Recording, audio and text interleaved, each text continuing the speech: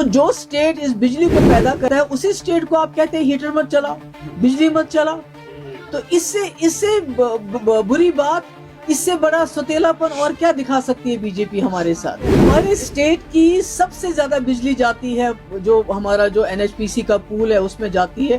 पूरे मुल्क की बिजली, पूरे मुल्क के कारखाने चलते हैं और उसी के बलबूते पे चाहे बीजेपी हो चाहे दूसरी जमातें हो, वो दूसरे स्टेट्स में ऐलान करती हैं हम मुफ्त बिजली देंगे।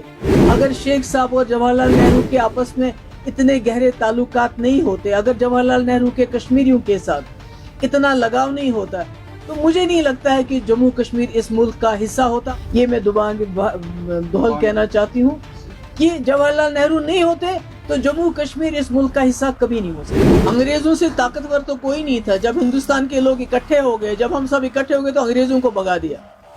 तो अगर जम्मू कश्मीर के लोग इकट्ठे हो जाएंगे, ये कौन सी बड़ी बात है 370, न सिर्फ 370 बल्कि उससे भी ज्यादा कुछ हम हासिल कर सकते हैं और इंशाल्लाह करके रहेंगे। इतने सारे लोगों ने अपनी जान अजीज कुर्बान की है मसले कश्मीर हल करने के लिए, उसके लिए पीडीपी की जदोजहद हमेशा कायम दायम रहेगी। इतने सारे लोगों ने अपनी जान अजीज कुर्बान की है मसले कश्मीर हल करने के लिए, उसके लिए पीडीपी की जदोजहद हमेशा कायम दायम रहेगी।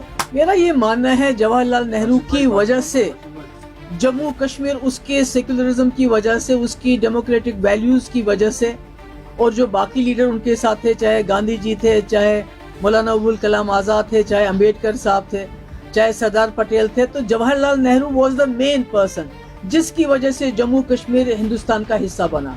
अगर जवाहरलाल नेहरू नहीं होते, अगर उनका जम्मू कश्मीर के साथ जो रिश्ता है, अगर वो रिश्ता नहीं होता, अगर शेख साहब और जवाहरलाल नेहरू के आपस में इतने गहरे ताल्लुकात नहीं होते, अगर जवाहरलाल नेहरू के कश्मीरियों के साथ इतना लगाव नहीं होता, तो मुझे नहीं लगता है कि जम्मू कश्मीर इस मुल्क का हिस्सा होता। खासकर जो आज की सरकार हिंदुस्तान में है, अगर वो सरकार उस वक्त 1947 में होती तो जम्मू कश्मीर कतन मजहब की बुनियादों को दरकिनार करके हिंदुस्तान का जिसको ये बनाना चाहते हैं, जहाँ सेकुलरिज्म खत्म हो रहा है, डेमोक्रेसी खत्म हो रही है, इस सो कॉल्ड, मैं इसको हिंदुत्व भी नहीं कहूँगी, मुझे नहीं मालूम ये क्या चीज़ है, तो शायद इसका हिस्सा नहीं बनते अगर जवाहरलाल नेहरू नहीं होते।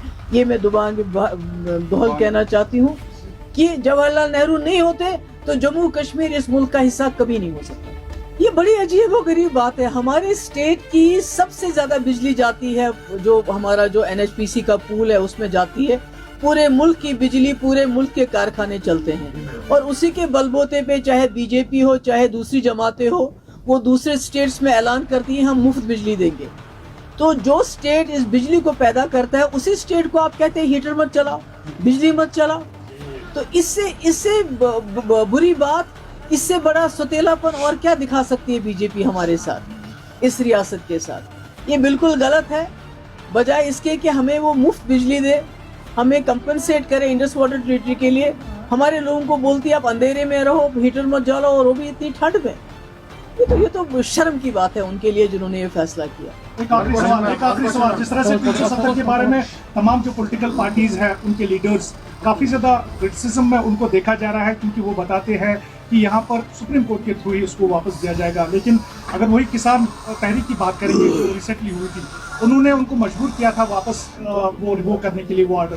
तो यहाँ पर क्या हम इतने कमजोर पड़ गए हैं कि उसके लिए हम आप खुद ही अपने सवाल का जवाब दे रहे थे, मैं क्या पॉलिटिकल लीडर्स की बात कर रहा हूँ। नहीं, मैंने आपने खुद ही अपने सवाल का जवाब दिया कि जब लोग इकट्ठे हो जाएंगे, जब लोग किसी चीज के लिए इरादा करेंगे, तो पूरा अंग्रेजों से ताकतवर तो कोई नहीं था। जब हिंदुस्तान के लोग इकट्ठे हो गए, जब हम सब इकट्ठे हो गए तो अंग्रेजों को भगा दिया।